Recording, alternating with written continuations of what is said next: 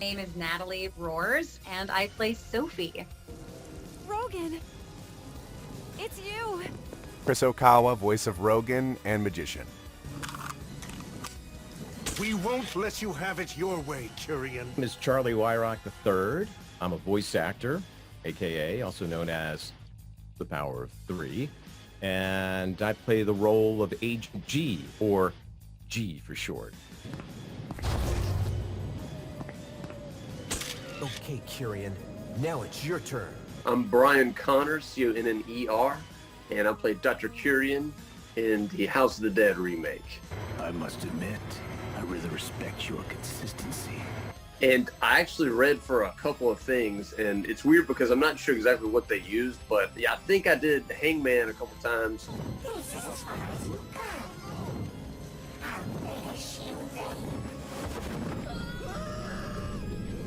I just read a bunch of stuff, had a lot of fun with it, but also did the narration and like a zombie or two. So I don't know exactly where all I was used, but some people would be like, yeah, man, I found you, I was playing the game and you're in a minute in this scene or whatever. But I was always interested in it before people even knew what it was, back when I was a kid.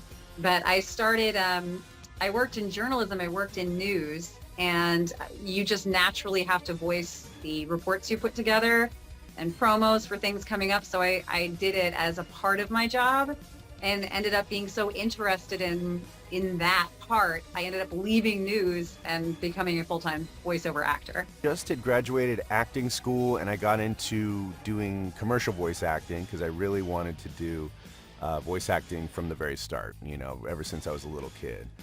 So I started doing audiobooks and commercials, and I did that for probably 5 years or so before I even started doing any character work, even though that's what I trained for in school. How I got started in voice acting as a career, I started in radio a little while back. I'm still in radio, as a matter of fact. So I did everything from news, weather, sports. Traffic reports was the main thing. I did airborne traffic reports for about 12 years, and airplanes, helicopters, all that great stuff. And at the time, I dabbled into voice work with commercials and so forth, and then I kind of had to shelve it because of you know, life and things getting in the way. And you know, I really missed it. I thought about it almost every day. And how I got into voice acting was what I like to call some divine intervention. I kept getting these messages and signals that, you know, I need to do this. I need to start my own business. And something happened to me.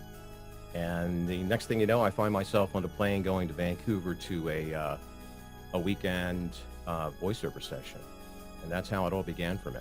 it actually hasn't been that long. Over the pandemic, I am a full-time touring musician in a band called Villanova, capital V, capital N on Facebook, and Villanova Rocks on Instagram.com. But so obviously when the pandemic hit, there was no more touring, there was no more rock and roll. It was the apocalypse, everything was over, you know, kind of thing. So I started this YouTube channel with my kids called Abracazam with 2 M's, and it was just us mainly being silly, going to the zoo and playing with toys, and I was always doing a bunch of voices. And we did this Nerf gun battle, and I voiced like Skeletor and all these like bad guys, Darth Vader, that were hitting with Nerf guns. And so a couple people, and we got a pretty big following in a short amount of time. We got like 1,000 subscribers in 1 year from a YouTube kids channel, Abracazam.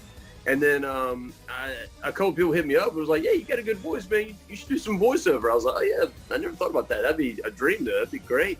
So a couple companies hit me up about it, and I started doing some local stuff and some like a medical supplies stuff and just voiceover stuff. And Natalie hit me up about the House of the Dead remake thing because of that. So that was great to get, and just recorded at her studio with that, and had a blast doing it. Always big fan of just playing anything, but definitely like villains and horror stuff is a lot of fun.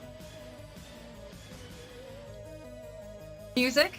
I play music, record music. But yeah, I mean, I like to get into anything. Painting, anything creative I like. Yeah, I'm getting into anime more. I think that was like during the pandemic, I really got turned on to that side of Twitter and started to acting in it more. And so I'm expanding my horizons there. I also really like going to the batting cages a lot, like on weekends. Absolutely, I do have hobbies. My passion is the outdoors. I love camping. I love hiking. I love fishing. But I've been camping most of my life. Lots of tent camping. I've kind of moved to the RV now that I'm a little older.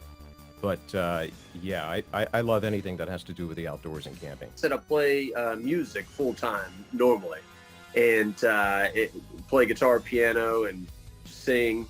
Playing a band called Villanova from Columbia, South Carolina, but we toured the Southeast from New York to Florida, and a little bit of Midwest stuff, and been doing that for like 15 years. So it's been a lot. And then got the YouTube channel Abracazam with my kids. But yeah, and I love the voice acting stuff. It's just, I've always just experimented with my voice in different ways anyway. So it's a lot of fun to be able to do it. My first House of the Dead arcades. I mean, I played it in the arcades in the 90s. I was a teenager in the 90s, so I mean, and at that time, you hung out at the mall. That's just what you did as a teenager in the 90s. So yeah, I played it in the arcades, and it's super cool. It was, I mean, one of the best games to play. Horror games are my favorite games, and my favorite movies are zombie movies. And this is probably one of my, if not my favorite arcade game as a kid. So yeah, I mean, it was just a dream come true to be able to get the call to not only be in this, but I also got to help with casting and directing. And I mean, it was a dream come true. Yeah. House of the Dead experience. I can't remember a first time. I know that I was always nervous about it as a kid at like Chuck E. Cheese or GameWorks and stuff, and it was always near like Carnival and the other sort of fun, spooky, kind of gory games. I just didn't get around to playing it a lot as a kid. I always sort of opted for Time Crisis, but I loved light gun games. You know. My first experience with the House of the Dead was not too long after it came out in the late 90s. And I just remember, playing the game in the consoles where they had, some of them had this curtain set up around them, this dark curtain, which really made the game mysterious. And the reason why they had the dark curtain was, I think we were coming out of the times, out of some conservative times where, they were putting warning labels on music, warning labels on movies and all that stuff. And they considered this game probably over the top, a little too gory. So they put that curtain around it. And of course, when you try to keep people away from it, it sparks their curiosity. So, you want to take a look and see what's behind that curtain. And man, when you saw what was behind that curtain, it just kind of blew you away, the game itself. There was this arcade called the Barrel of Fun in Columbia in Dutch Square Mall. And you literally walked into this big barrel to go into the arcade. This was like late 90s, early 2000s, before home consoles were really that prevalent, And House of the Dead was one of the games in there. I'll always remember playing that with my stepbrother, Justin. We would always play House of the Dead. And it was a lot of horror games at that moment kind of hit. This was like right when Mortal Kombat was coming out, but like Splatterhouse and definitely House of the Dead. There was a couple of shooter games that we always played, but I always remember finally the House of the Dead. Now, I wouldn't even say it was like more than just a cabinet game. It was like you sit in with the curtains, with the guns, and we would just spend hours playing that and just playing arcade games anyway. So just to be able to come full circle and be asked to do this, it was an honor, The original, yeah.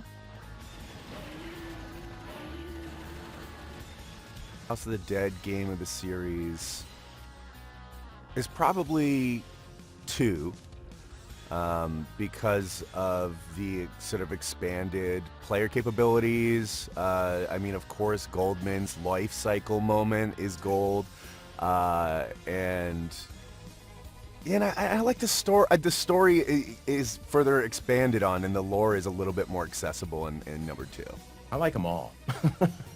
I like all the games. All the games have something different about them.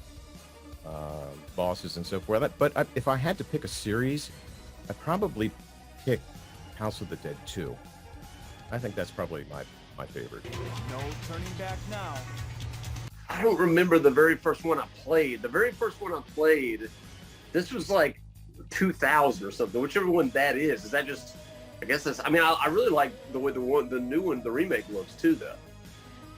So that's a tough one, though. But I would probably have to say the new remake or the one that came out in around 2000 was in the arcades, 99 or 2000. I can't remember, because this was like back when you actually had the physical gun. You know, I can't remember. It was almost like a Uzi or something like that. And good riddance.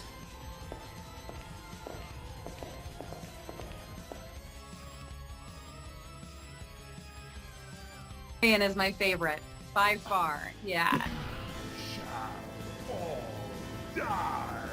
Favorite boss is probably Chariot for his dancing moves, yeah, I just found it so eccentric and creepy, really creepy.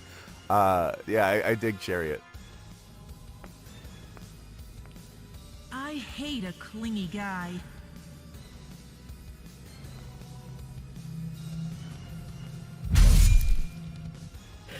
Yes, we get to the bosses. I have 3 favorites, of course, Patrick.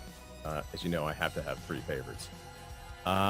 Probably the first one, I'm going to say Death. I like Death. This guy just chases you around with the, with the huge club of skulls, and he's pretty much relentless in the game, and he looks pretty cool too. So, I get into Death. Second one, I'd have to say probably Chariot. I like Chariot. I like the fact that you got to just, keep shooting this guy, shooting away his armor until you get down to his bones, and then you pretty much blast him down to the ground.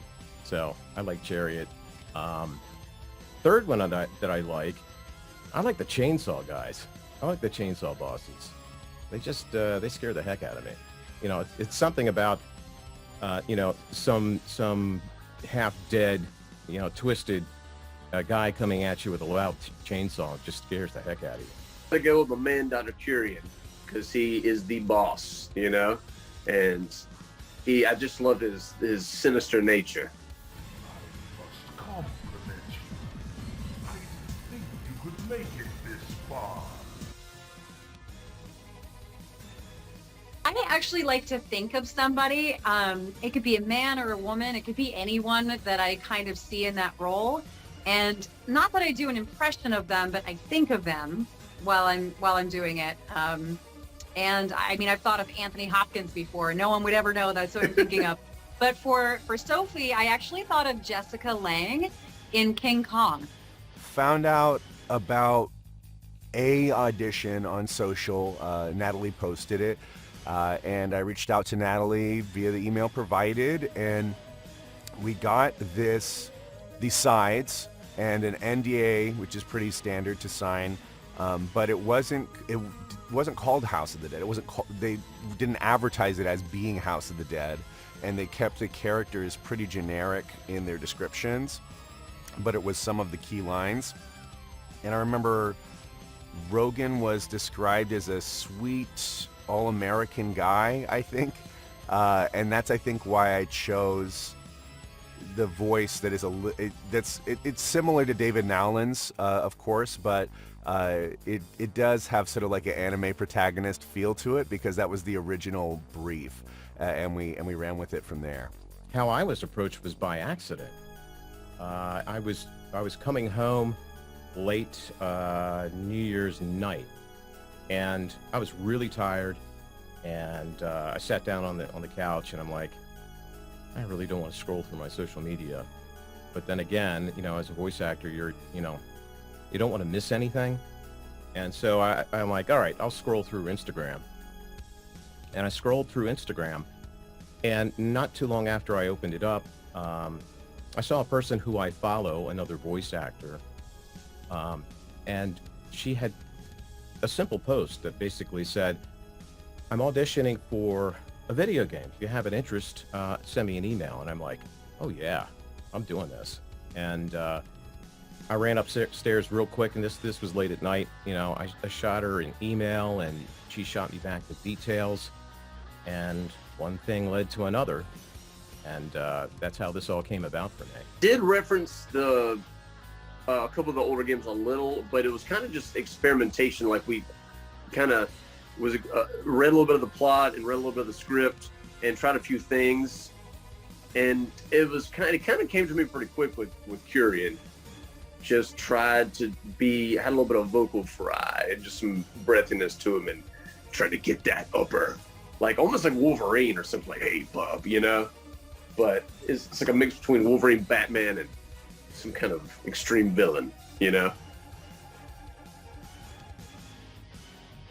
Close to the original, and again, I was part of casting for this too, so it was really important. I think people confuse the acting being cheesy with kind of the script and what type of acting is needed. Like Disney characters, big evil Disney characters, that's kind of like how this game goes. I wanted it to be those big voices still. It was still going to be the same script. So those lines were going to be campy and cheesy. But I wanted the acting to be just a little improved, just, you know, put a little more realism on that big campy script and those big campy characters. So keeping it the same, but also maybe taking it down just a hair in the delivery to make it fit.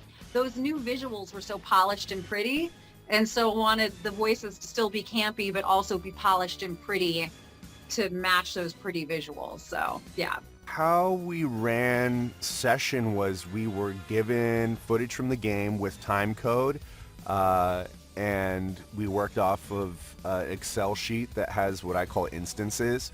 Like, this is what's happening, this is a scenario, here's your line. And we were told to replicate the performance as close as possible unless we couldn't make sense of it.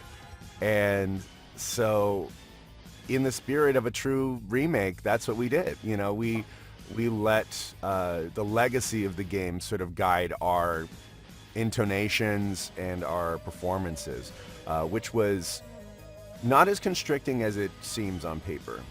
The developers, you know, I think they wanted to keep the integrity of the game intact.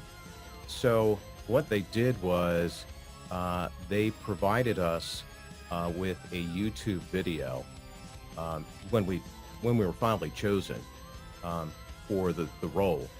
They sent us a YouTube video of that particular character, and they wanted us to stick to the lines that they gave us and do them in our voice, not doing anything over the top, but, you know, trying to pretty much stick to you know, how the game sounded, but in our own voice. I said I read for a few different things, and that one just came out. I guess the producer liked that one the best for Curien, but I definitely remember doing some zombie noises and some scientist noises and a couple different things. So it was just, yeah, I don't really know how they picked my voice, whether they liked it. I don't know, you know, what made them like it. I guess it was just the delivery of it for that particular character, but it just got chosen for a Curien, for the main one. Yes, it was very quick.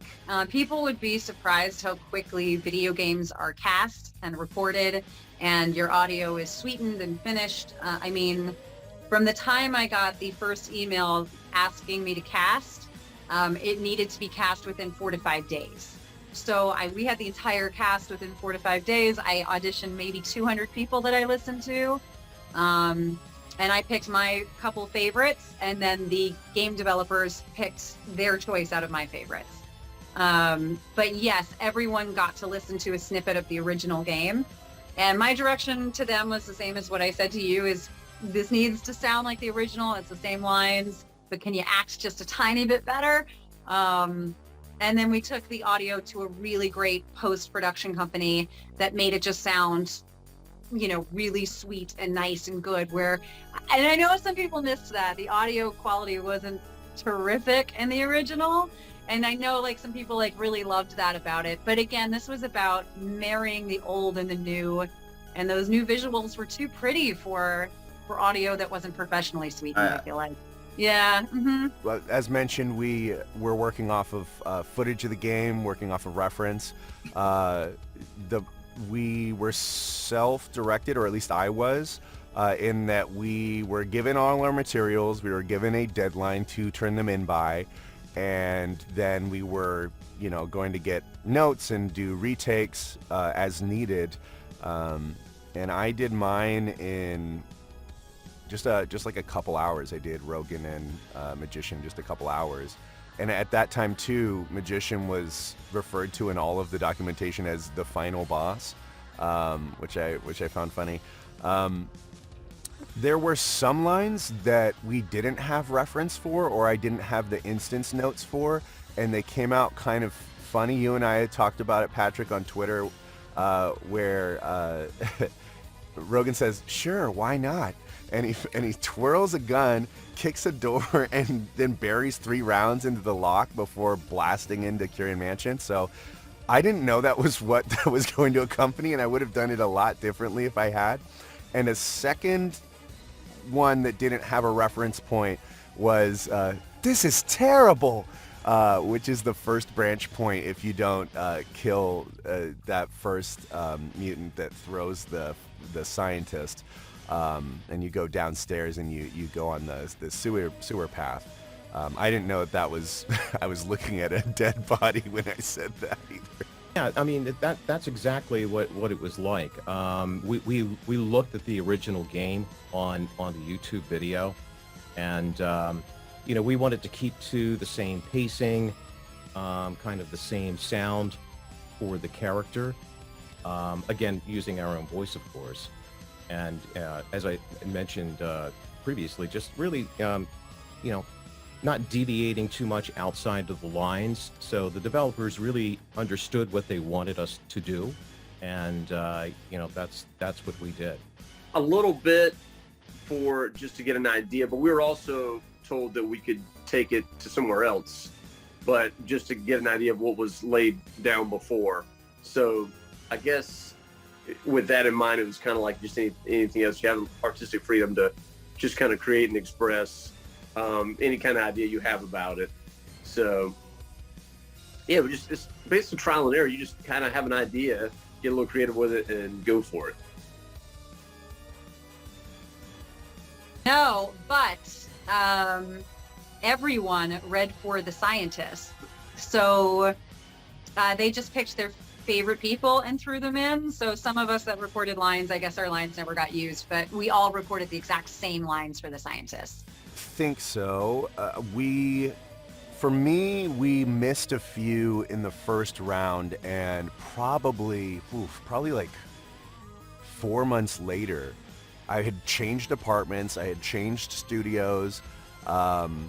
So much had changed in my life, and they were like, "Oh my gosh, we forgot a few branches," and one of those was that "This is terrible," and some of the sewer path lines hadn't been recorded. So I think, if anything, we had under-recorded the first time through. They were recorded and not used in the game, not that I'm aware of. My character, Agent G, has about 25 different lines in there. Of course, the main line that you hear, "Reload," probably 1,000 times in there. But I don't think they didn't use any of the lines that they gave us. Again, if they were abiding by the original script, I think that's what they were going to stick to in the remake game. I don't know. We recorded a lot, but I'm pretty sure they made it in there. I don't know, to be honest with you. I saw her a little bit more as a damsel in distress.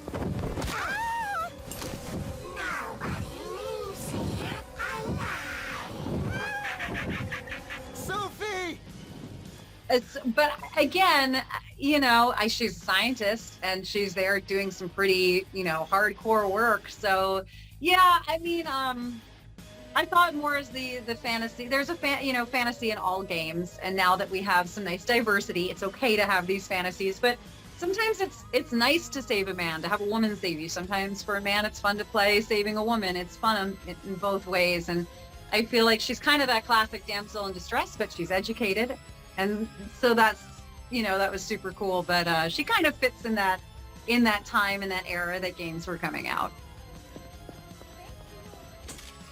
Rogan is relentless. He is confronted with so many horrifying, like, life-alteringly weird things before he even gets to Sophie the first time, before Hangedman carries her away. He fights undead dogs and straight up, like, mutant zombie people, and sees, scientists running for their lives, and he continues to just march forward, and sees Sophie get carried away and gets knocked off a roof by Hangedman later. He's undaunted. He's relentless, and yeah, just really fearless, actually, because he's kind of confronted with the definition of fear, right? Magician, is absolute honor. It was a real pleasant surprise, because when I got the hiring notice, it was like, you're Rogan and the final boss. And I was like, the final boss? That's pretty cool. Oh, this is House of the Dead. Oh, okay. Then, reinvesting in House of the Dead and learning about the lore and seeing how well-regarded Magician was, and that Magician recurs throughout the series. It was just an absolute honor. And that voice was probably more difficult to come up with because it's so synthesized in the original version, right? The original House of the Dead is like, oh, you haven't, it was like kind of boxy and synthetic. So to make that more human was a fun project. And I'm actually, it's still up in the air, but I'm considering getting a Magician tattoo. It's still in the design process. I really love Magician. I was super honored to play him. Agent G is the man. You gotta love G.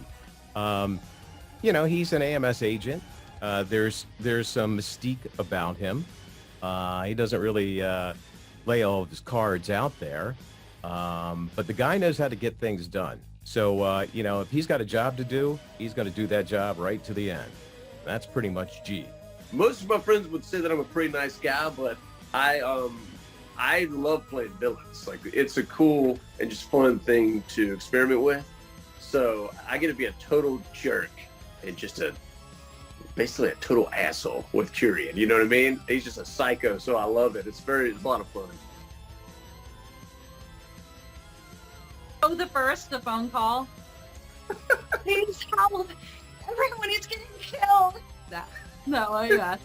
Line and moment is after he kills Magician, and he says goodbye, Curien, but he looks over his shoulder at the corpse of Magician when he says so, because Curien's ahead of him, dead in the lab, but he looks back at Magician and chooses to say goodbye, Curien, which is really interesting. It's something that I've thought about a lot since initially recording it and studying more about the story.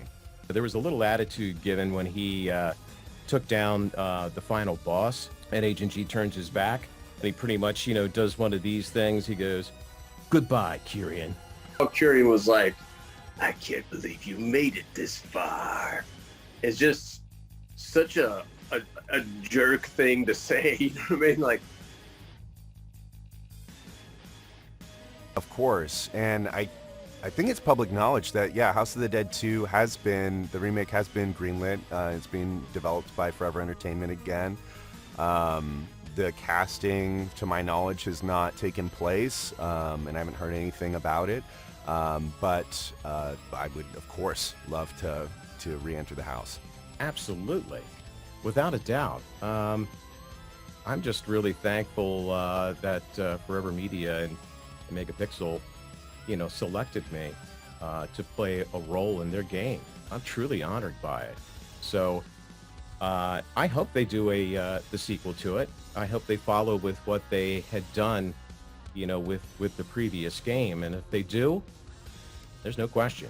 It's a yes for me. Absolutely. Yeah. Like I said, it's an honor to be a part of, and it was great fun. So I'd be definitely down to be Curien and do all that stuff again. It'd be great. Oh, wow. I mean, thanks for playing. The response has been really cool. It's great. It's great to see like so many of my contemporaries like that loved the game getting to go back and play. One of my best friends, I didn't realize at the time, he freaked out over it. I had no idea he was such a fan as a teenager, but he's like, I have the video game at work. I have like the arcade game at work. I bought it. I'm such a fan that I have this at work, and I had no idea. But just, yeah, thanks for playing and for embracing it. And it's, I mean, a dream come true. So how cool. It's just cool to get to enjoy it personally and then watch other people enjoy it too. I mean, it doesn't get better than that. Most thank you. Thank you for, keeping your lamps lit, keeping the fire alive for this game and the passion for this game so healthy over all these years. It is because of your enthusiasm and passion that these games did get greenlit, that these games are being made, that the story continues to develop. And it has been an absolute pleasure being invited into your world through this project. Well, first off, Patrick, thank you. I mean, you're probably one of the biggest Sega fans that I've come across on social media. And, you're constantly out there, putting out information about Sega-related games. And you're one of the biggest House of the Dead fans that I know. So, thank you for your support, and I thank all the fans for the support of this game. They've been extremely loyal. And, those who played the game when it first came out, I'm just really happy for them that, a remake came out, bringing this game from where it started in a non-digital form, into the digital world now, by enhancing the video graphics, by enhancing the soundtrack and so forth. So, it has a loyal following. I kind of call it a cult. They know what they like. And I thank them for their support. I thank them for the support of Agent G. Thanks for all the support, and like I said, it's just an honor to be a part of this. So thank you for including me, and look out for more Dr. Curien in the future, hopefully. I guess everything's over. I guess so. Shall we go now?